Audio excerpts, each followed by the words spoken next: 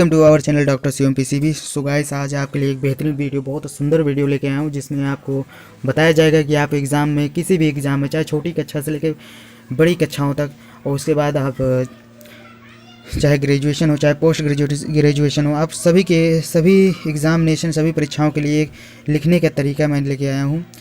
अभी तो मैं लॉन्ग आंसर के बारे में ही बताऊंगा कैसे आप उसको लिखना है, उसके बाद शॉर्ट आंसर के बारे में भी जिक्र करूंगा। सो आपको वीडियो पूरा देखना पड़ेगा अंत तक, और चैनल को सब्सक्राइब जरूर कर लेना। तो स्टार्ट करते हैं। जैसे ही हमारा पहला प्रश्न है, ठीक है ना, शैक्षिक तकनीकी को परिभाषित कीजिए। इसके दूसरा क्वेश्चन है, और दूसरा क्वेश्चन है शिक्षण अधिगम व्यवस्था से क्या तात्पर्य है, ठीक है। और इन्हीं दोनों क्वेश्चन को मैंने डिफाइन किया हुआ है। तो लेट्स स्टार्ट करते हैं अब।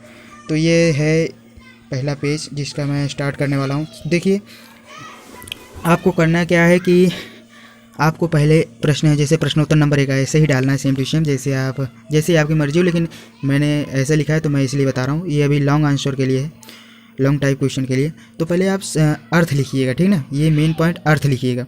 उसके बाद जो भी राइटर हो, अर्थ में जो आप ऐड करना चाहते हैं आप लिख सकते हैं। उसके बाद मेन पॉइंट को आपको अंडरलाइन करना होता है, ठीक है, आप अंडरलाइन कर देंगे।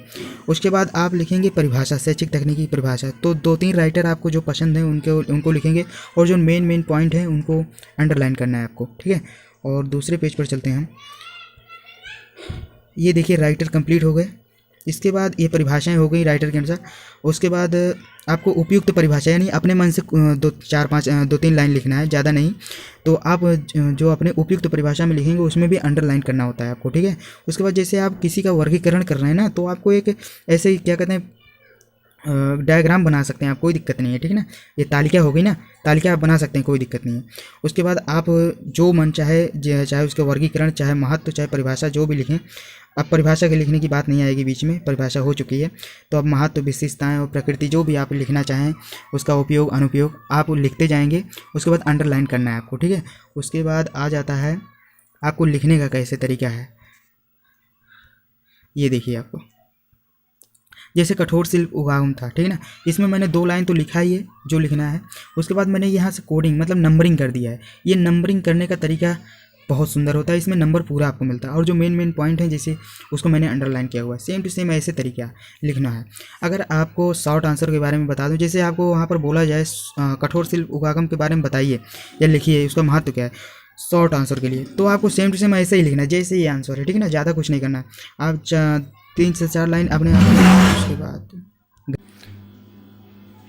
हाँ, तो आपको पता ही चल गया होगा कैसे लिखना है। शॉर्ट आंसर का एक पूरा प्रीव्यू है आपको, ठीक है ना, आप शॉर्ट आंसर ऐसे लिख सकते हैं। उसके बाद आ जाता है,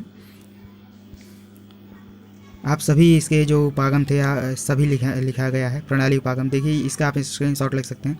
जैसे शॉर्ट आंसर के बारे में सेम टू सेम ऐसे लिखना है, ठीक है ना, प्रणाली उपागम आ जाएगा तो ऐसे ही लिखना है। उसके बाद आप अभी ये कंप्लीट कर ही रहे हैं।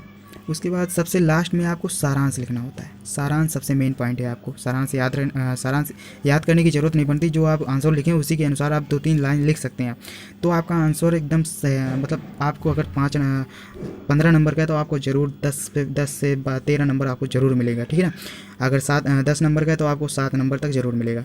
तो चलिए नेक्स्ट क्वेश्चन पर देखते हैं।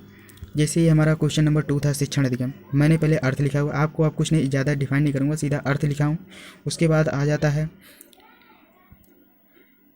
इसके बाद मैंने लिखा है परिभाषा, ठीक ना, ये देखिए परिभाषाएं हैं पहले राइटर के अनुसार। उसके बाद उपयुक्त परिभाषा मैंने लिखा हुआ है, सॉरी इसमें अंडरलाइन नहीं किया हुआ, लेकिन आप अंडरलाइन कर लेंगे अपने में, ठीक है। उसके बाद मैंने महत्व लिखा हुआ है, ठीक है। उसके बाद ये देखिए, महत्व में इसको पॉइंट वाइज भी किया है मैंने, ठीक, नंबरिंग किया है मैंने। उसके बाद कोई डेविस अनुसार हैं तो डेविस के अनुसार भी मैंने इसके अंडरलाइन करना जरूरी है, ठीक है ना, ताकि आंसर दिख जाए। कोई राइटर थोड़ी पढ़ेगा कि आपको ये क्या लिखा है, लेकिन आप जो अंडरलाइन करें वो तुरंत उसके मस्तिष्क में छप जाएगा, उसके दिमाग में छप जाएगा, हाँ लड़के ने लिखा है, ठीक है, बालक है बालिका लिखा है, लिखा है, ठीक है। तो कोई दिक्कत नहीं है, आप ऐसे करेंगे।